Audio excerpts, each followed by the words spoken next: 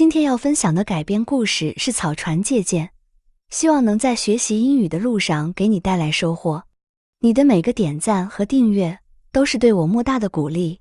那么，咱们开始吧。The arrow supply was low. The enemy was at the gate. And one man had only 3 days to live.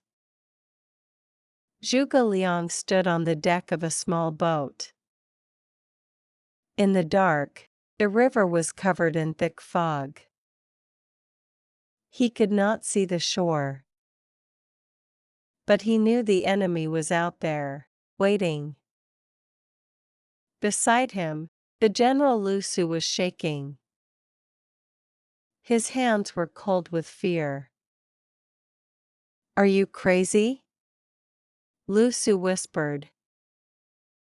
"If the Chao army sees us, we are dead."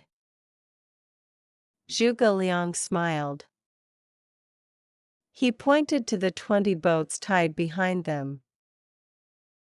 Each boat was covered in reeds and cloth. "Do not worry," he said. "They will not see us. But they will hear us." He gave the order. The soldiers began to beat their drums. The sound cut through the fog like thunder. 5 days earlier, things looked very different.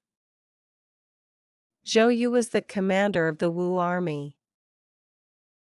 He was young, smart, and proud.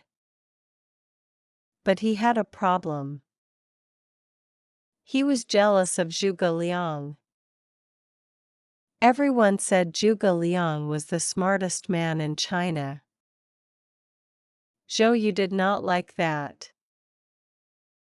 One day, Zhou Yu called a meeting. He looked at Zhuge Liang and smiled.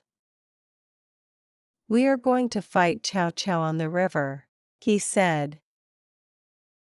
"What weapon do we need the most?" Zhuge Liang answered quickly. "Arrows," he said. "On the river, arrows are the best weapon." Zhou Yu nodded. "Exactly," he said. "We need 10,000 arrows. Can you make them for us? I will give you 10 days. Zhuge Liang looked at him. He knew what Zhou Yu was doing. 10 days was too short. This was a trap. But Zhuge Liang did not get angry. He said, 10 days? No. That is too long. I will do it in 3 days. The room went silent. Zhou Yu's smile disappeared. 3 days? He asked. Are you sure? I am sure, Zhuge Liang said. And if I fail, you can kill me. Zhou Yu could not believe it. This was even better than he hoped. Fine, he said. Write it down. Put it in writing.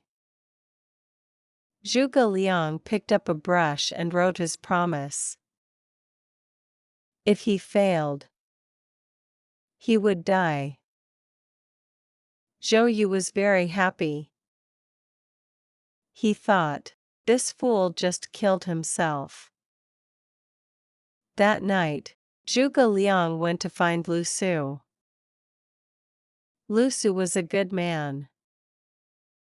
He was loyal to Wu, but he was also honest. Help me, Zhuge Liang said. How? Lu Su asked. I need 20 fast boats, Zhuge Liang said. Each boat needs 30 soldiers. Cover the boats with green cloth. Put reeds and straw on the sides. Lots of it. And do not tell Zhou. Lu Su was confused. What are you going to do with those? Just get them for me, Zhuge Liang said. Trust me. Lu Su agreed. He prepared the boats. He put the reeds on the sides. He waited. Day 1 passed. Nothing happened. Day 2 passed. Still nothing. Lu Su was getting worried. He went to see Zhuge Liang.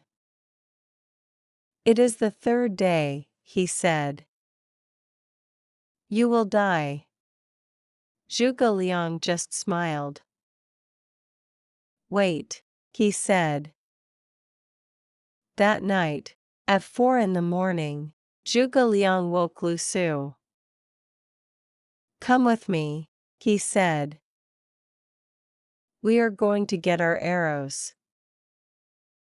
They went to the river. The boats were ready. The soldiers were waiting. The fog was so thick, Lu Su could not see his own hand. Zhuge Liang gave the order. The boats moved out onto the river. They moved toward the north bank. That was where Cao Cao's army waited. As they got close, Zhuge Liang gave another order. The soldiers began to beat the drums. They yelled. They made a huge noise. Lu Su was terrified. What are you doing? He screamed. They will hear us. They will attack. Zhuge Liang did not move. They will not attack, he said calmly. Cao Cao is smart, but he is also afraid. On a foggy night like this, he will think this is a trap. He will not send his ships out. He will only shoot arrows. On the shore, Cao Cao heard the drums. His generals ran to him. The enemy is attacking, they said. Cao Cao looked at the fog. He could not see anything. No. He said. Do not move the ships. It is a trick. Send the archers. Shoot at the sound. Thousands of archers ran to the shore. They pulled back their bows. They let the arrows fly. The arrows filled the sky like rain. But there were no soldiers on those boats to hit. The arrows hit the reeds.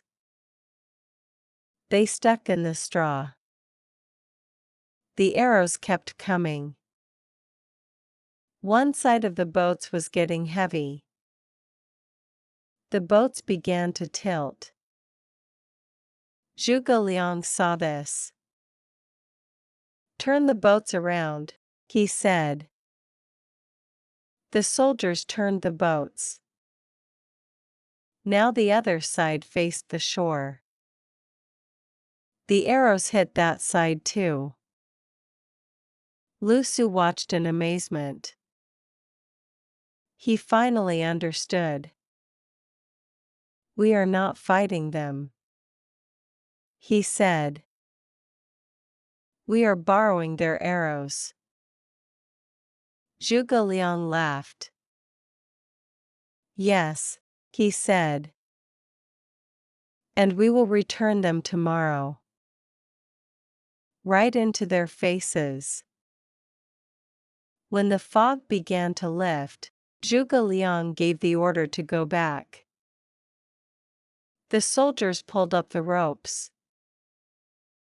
They turned the boats toward home. As they left, the soldiers shouted to the shore, "Thank you for the arrows, Prime Minister Cao." Cao Cao heard them. He saw the boats leaving. He knew he had been fooled. But it was too late. The boats were too fast.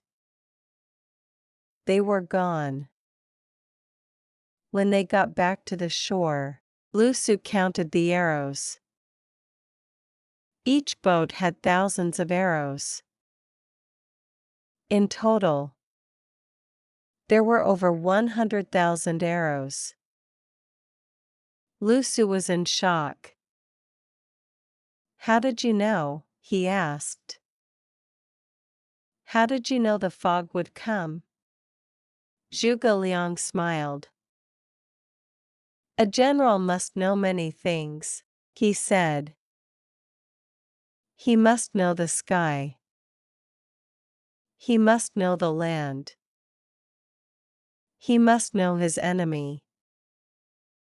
3 days ago, I looked at the weather. I knew the fog would come. That is how I knew I could win." Lu Su went to see Zhou Yu. He told him what happened. Zhou Yu listened. His face got red. Then it got pale. He let out a long breath. "Zhuge Liang," he said, "I cannot beat him. He is smarter than me." The story of the fog and the arrows spread across the land. People talked about it for years. They called it borrowing arrows with straw boats. It is a story about using your head. Zhuge Liang did not have arrows. He did not have time. But he used the fog. He used Cao Cao's fear. He used the enemy's own weapons against them. That is real wisdom. Not just fighting harder, but thinking smarter. And when you think about it, we all have our own battles. Maybe not on a river with arrows. But we all face problems that seem impossible. We all have people who doubt us. We all have a clock that is ticking down. The question is not whether you have the resources. The question is whether you have the cleverness to find them. The fog is out there. The enemy is out there. You just need to know how to use them. 下集请移步主页观看。